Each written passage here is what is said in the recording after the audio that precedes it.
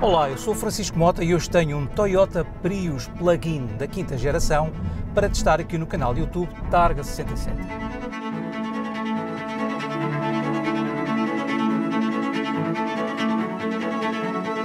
Este novo Prius passou a estar disponível apenas com a versão plug-in, mas as novidades não são só essas.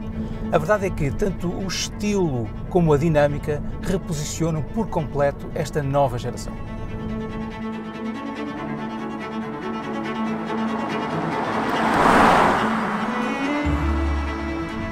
Nos próximos minutos vou tentar encontrar a resposta para três questões. A primeira é saber, afinal, o que mudou nos interiores desta nova geração. A segunda é saber como é que ficou a dinâmica deste novo Prius. E a terceira, claro, saber qual é a autonomia em modo elétrico e também quais são os consumos. Por isso já sabe, fique por aí.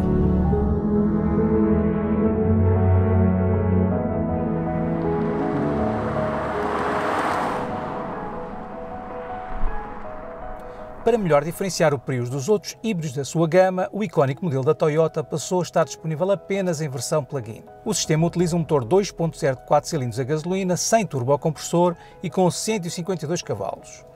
Depois acrescenta duas máquinas elétricas, um motor gerador associado ao motor para fazer os arranques desde parado e em andamento, e um segundo motor gerador com 163 cavalos associado à transmissão para fazer a tração e a regeneração.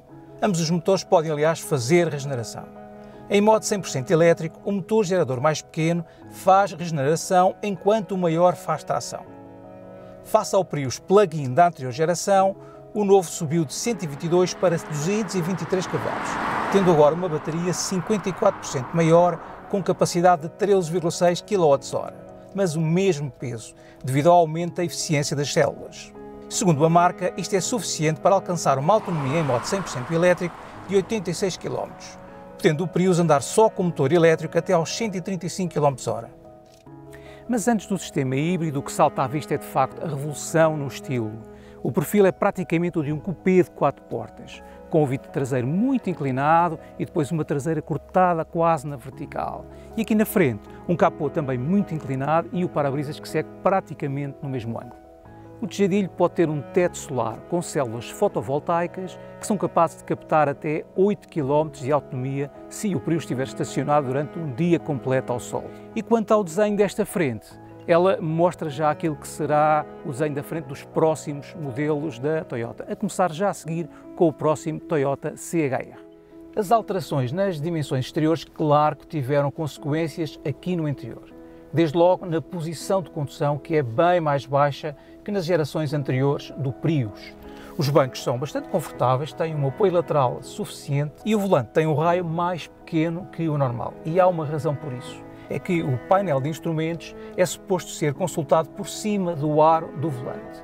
E esta solução tem sempre o mesmo problema, que é para algumas estaturas de condutores, isso vai obrigar a colocar o volante numa posição mais baixa do que o ideal.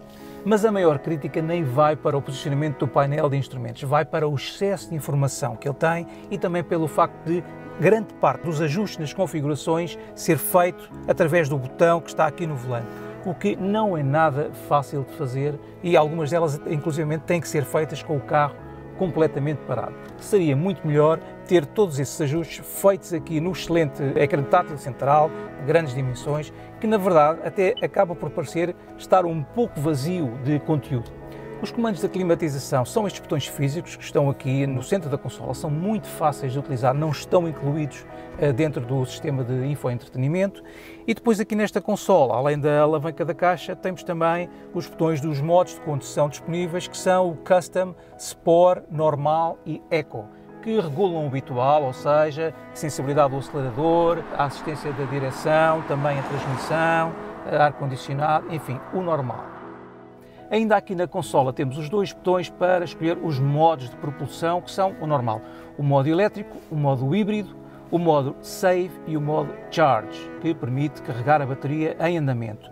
Mas de facto a Toyota, tal como noutros modelos, arranja aqui uma maneira complicada de explicar isto, de facto torna tudo um pouco mais confuso do que é. Aqui na consola central existem vários porta-objetos bastante úteis, como aqui o tradicional apoio de braços com tampa, aqui mais à frente temos um espaço para pôr o telemóvel, os porta-copos, uma prateleira, e até existe aqui um pequeno segredo, que é, debaixo desta prateleira existe mais algum espaço para se guardar aqui alguma coisa, ficando fora dos olhares dos amigos do alheio. Há alguns detalhes de decoração interessantes, como por exemplo aqui também esta parte luminosa, mas de facto a sensação geral de qualidade fica um pouco abaixo daquilo que conhecemos, por exemplo, no Corolla. Quanto ao espaço, ele aqui na frente é relativamente à conta, vamos ver como será nos lugares de trás. Aqui na segunda fila a altura também não é muito generosa e o tejadilho baixo não facilita o acesso. O espaço em comprimento é bom e a largura é adequada para 2 passageiros. O do meio vai mais encolhido. A mala tem apenas 287 litros, apesar de a bateria ter passado para debaixo do banco de trás. A chapeleira em tela tem pouca qualidade.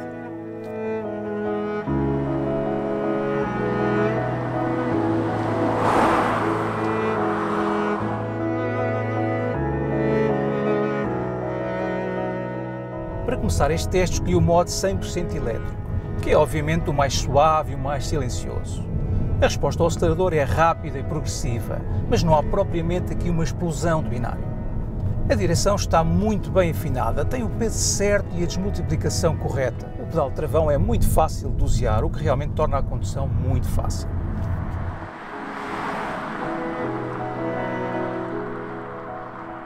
A visibilidade para todos os ângulos é realmente muito fácil, exceto para trás, porque o vidro traseiro é bastante baixo.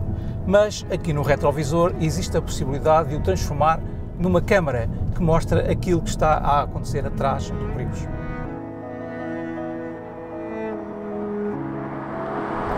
A posição de maior regeneração na desaceleração escolhe-se, como é habitual nos Toyotas, aqui na alavanca da transmissão, a posição B. Ela tem até 3 níveis de intensidade que se podem regular, só que essa regulação tem que ser feita aqui através dos botões no volante, no painel de instrumentos, e só pode ser feita com o carro completamente parado. Eu acho que patilhas no volante seriam de facto a melhor maneira de aceder a esta função, que na verdade até é bastante útil. A suspensão é bem mais firme do que no Prius anterior, passando até alguns solavancos aqui para dentro quando o piso não é completamente perfeito. Mas o facto de ter suspensão independente às 4 rodas acaba por limitar esse efeito, evitando que o Prius seja realmente desconfortável.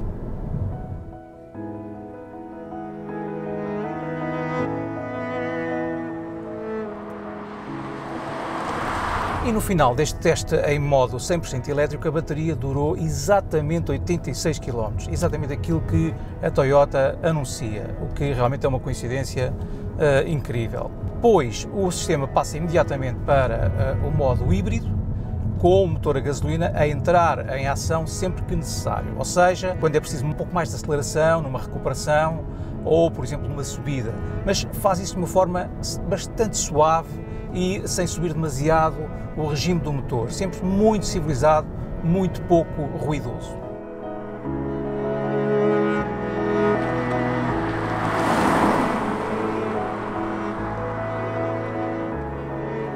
No meu habitual teste de consumos em cidade para híbridos plug-in, comecei com a bateria a marcar 0%, com ar-condicionado desligado, em modo eco e com a regeneração na posição máxima.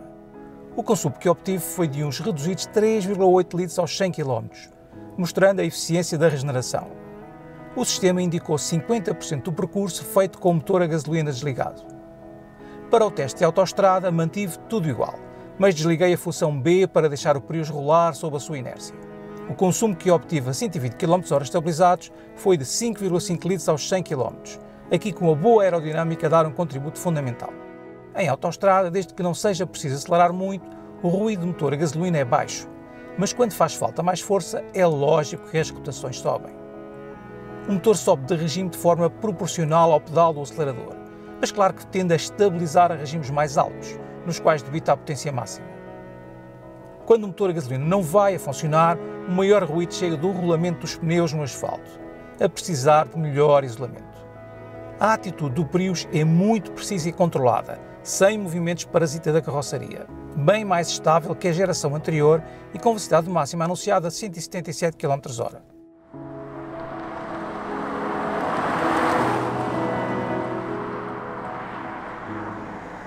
Este Prius usa a segunda geração da plataforma GAC, com a rigidez estrutural aumentada e também com a suspensão mais firme.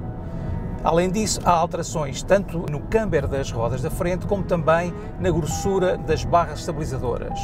E isso nota-se bem numa estrada com curvas mais exigentes como esta que tenho hoje aqui.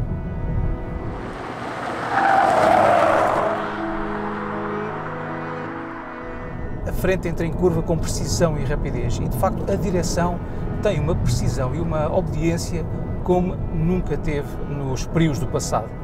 A inclinação lateral em curva está bastante reduzida e aquilo que se sente é que há uma boa distribuição dos esforços pelas quatro rodas.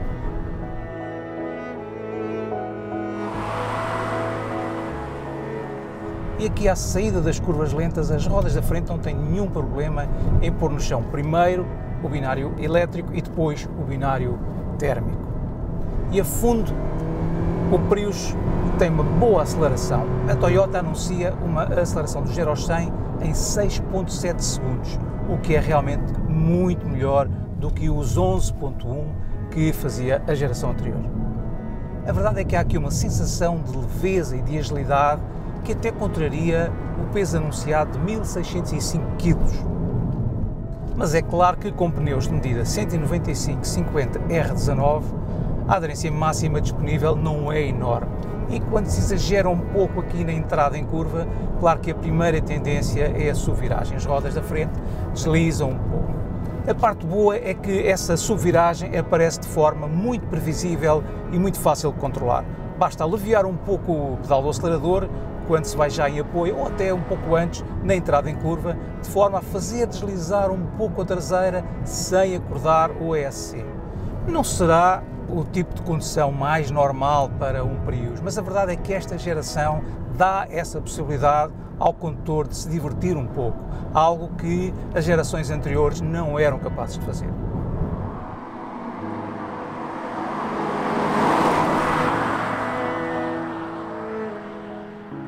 Ao fim de 25 anos e mais de 5 milhões de unidades produzidas, esta nova geração do Prius melhorou muito em termos de eficiência energética e mais ainda em termos de autonomia no modo 100% elétrico. Mas evoluiu também numa direção menos esperada. Em termos de estilo, deixou de ter um desenho um pouco estranho que caracterizava a geração anterior e passou a ser verdadeiramente elegante. E trocou uma dinâmica indiferente por um comportamento em estrada realmente entusiasmante. O que também é dinâmico e, espero eu, entusiasmante, são os vídeos de novos modelos no canal de YouTube Targa 67. Por isso não se esqueça de subscrever o canal aqui em baixo, de ativar o sino das notificações e, já agora, se gostou, não deixe também de partilhar este vídeo. E é tudo, até ao próximo vídeo.